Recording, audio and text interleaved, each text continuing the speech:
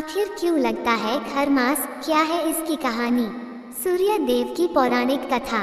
खरमास हर साल लगता है। इस दौरान सभी मांगलिक कार्यों को करने की मनाही होती है। क्या आपको पता है कि खरमास क्यों लगता है? इसके पीछे की वजह क्या है? आइए जानते हैं।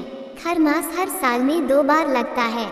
पहला खरमास जब सूर्यदेव धन राशि में प्रवेश करते हैं और दूसरा जब सूर्यदेव मीन संक्रांति के समय लगता है। खरमास की अवधि कुल 1 माह की होती है। इस दौरान मांगलिक कार्य वर्जित होते हैं।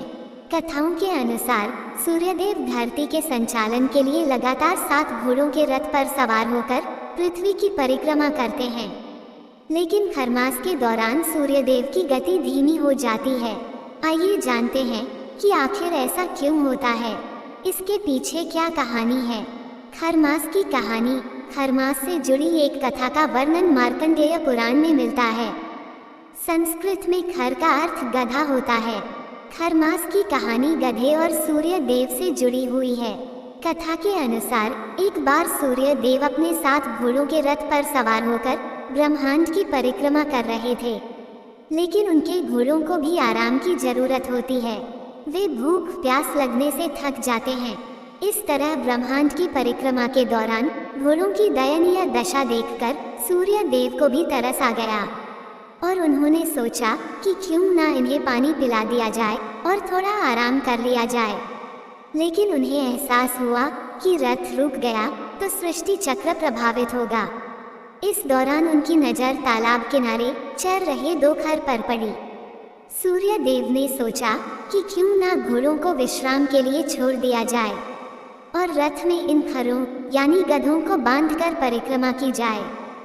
सूर्य देव ने ऐसा ही किया और गधों को रथ में बांध लिया। अब गधे घोड़ों का मुकाबला कैसे कर सकते हैं। वो पूरे खरमास में परिक्रमा तो लगाते रहे, लेकिन उनकी स्पीड बहुत कम हो गई। रथ की गति कम होने के कारण ही सूर्य देव का तेज भी कमजोर हो गया। यही कारण है कि खरमास के दौरान धरती पर सूर्य देव का वो तेज प्रकट नहीं हो पाता जो बाकी महीनों में होता है। इसके बाद मकर संक्रांति आते ही मौसम बदलता है और फिर से वही ऊर्जावान सूर्य देव धरती पर प्रकट होते हैं। इसका कारण है कि मकर संक्रांति के दिन ही सूर्य देव ने उन खरों को वापस तालाब के किनारे छोड़ा था और अपने घोड़ों को वापस रथ में शामिल कर फिर से अपनी रफ्तार पकड़ी थी। इसका असर यह हुआ कि खर की धीमी गति के कारण सूर्य देव की परिक्रमा की गति धीमी हो गई। किसी तरह 1 माह का चक्र पूरा हुआ। इस बीच धीमी गति से सूर्यदेव ने परिक्रमा का काम पूरा किया। तब तक घोड़ों ने आराम कर लिया था। हर 100 वर्ष में इसी तरह का चक्र चलता रहता है और इस बीच 1 माह का खरमास आता है। माना जाता है जिस महीने सूर्य देव प्रभावित हुए उस महीने का खराब असर मनुष्य के जीवन पर भी पड़ेगा। नारायण का महीना है खरमास। देवगुरु की दिव्यता से संपन्न यह महीना आध्यात्मिक रूप से स्वयं को संपन्न व उन्नत बनाता है। इसे ऋषियों ने खरमास इसलिए नाम दिया क्योंकि इस कालखंड में प्राकृतिक ऊर्जा से इंद्रिय निग्रह में सहयोग मिलता है। चित्त सांसारिक वैरागी की ओर सहज उन्मुख होता है। इसी कारण यह महीना धैर्य, अहिंसा और भक्ति के लिए माना जाना जाता है, इसलिए इसे नारायण का महीना कहते हैं। खरमास में तीर्थ यात्रा, कथा श्रवण, कीर्तन, भजन, जप का महत्व अत्यधिक होता है। खरमास में ये काम करने चाहिए। 1. सूर्यदेव और भगवान विष्णु की पूजा करनी चाहिए। 2. प्रतिदिन 3 बार श्री आदित्य हृदय स्तोत्र का पाठ करना चाहिए। 3. श्री विष्णु सहस्त्रनाम का पाठ करना चाहिए। 4. गायत्री मंत्र का जप करना चाहिए। 5. अन्न, वस्त्र, धन और अन्य वस्तुओं का दान करना चाहिए। 6. तीर्थ यात्रा करनी चाहिए। 7. पिता का प्रतिदिन चरण स्पर्श कर आशीर्वाद प्राप्त करना चाहिए। 8. गुरु का आशीर्वाद लेना चाहिए। 9. धार्मिक ग्रंथों का पाठ और साधना करनी चाहिए। 10. व्रत और ध्यान करना चाहिए। खरमास के दौरान इन कामों से बचना चाहिए।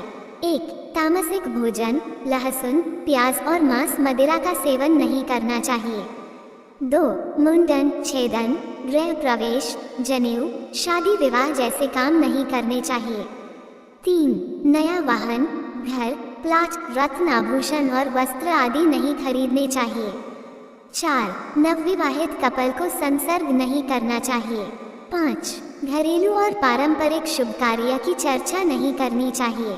अगर चाहते हैं तरक्की तो खरमास में राशि अनुसार करें इन चीजों का दान। वर्ष में खरमास 2 बार लगता है। इस बार दूसरे खरमास की शुरुआत 15 दिसंबर से हो रही है। इसी दिन धनु संक्रांति का पर्व मनाया जाता है। खरमास की शुरुआत के बाद शुभ मांगलिक कार्य नहीं किए जाएंगे। इस दौरान सूर्य देव और श्रीहरि की पूजा करने से कारोबार में वृद्धि होती है। साथ ही राशि अनुसार दान करने से धन लाभ के योग बनते हैं। खरमास की शुरुआत होने वाली है। खरमास में मांगलिक कार्य नहीं किए जाते हैं। इस दौरान विशेष चीजों का दान करना चाहिए। सनातन धर्म में खरमास की अवधि का विशेष महत्व है। इस दौरान जातक सूर्य देव और जगत के पालनहार भगवान विष्णु की विधिपूर्वक उपासना करते हैं। साथ ही जीवन में सफलता प्राप्ति के लिए कई तरह के उपाय करते हैं, जिससे उन्हें सुख समृद्धि की प्राप्ति होती है। खरमास 1 महीने तक रहता है। खरमास की शुरुआत के दिन पहले दिन धनु संक्रांति मनाई जाती है।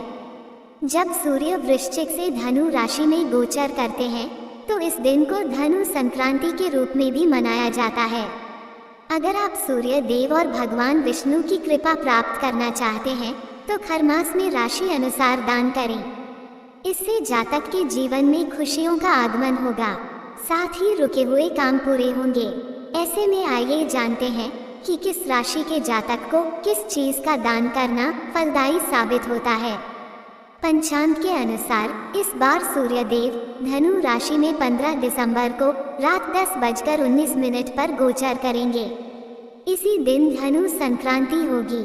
ऐसे में खरमास की शुरुआत 15 दिसंबर से होगी।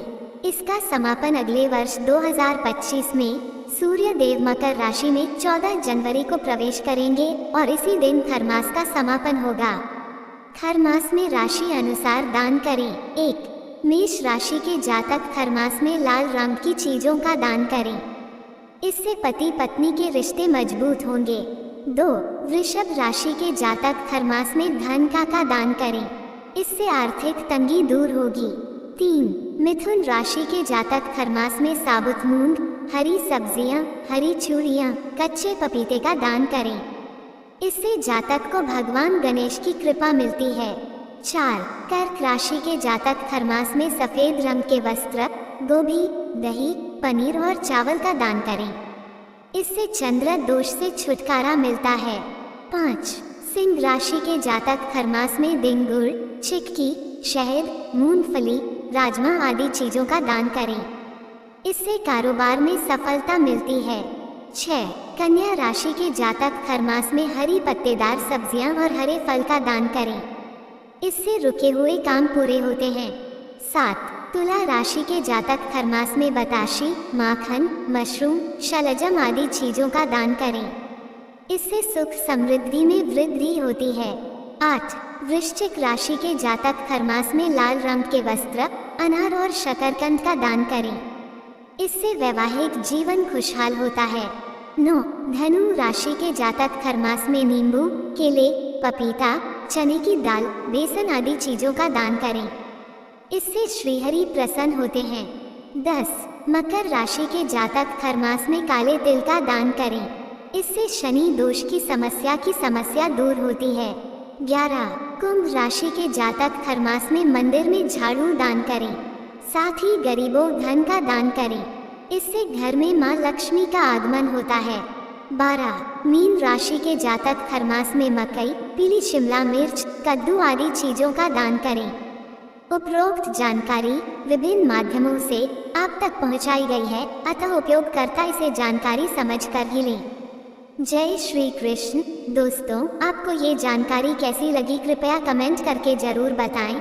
वीडियो पसंद आया हो तो लाइक करें और ऐसी ही और भी बहुत सारी कहानियों को सुनने के लिए चैनल को सब्सक्राइब जरूर करें। धन्यवाद।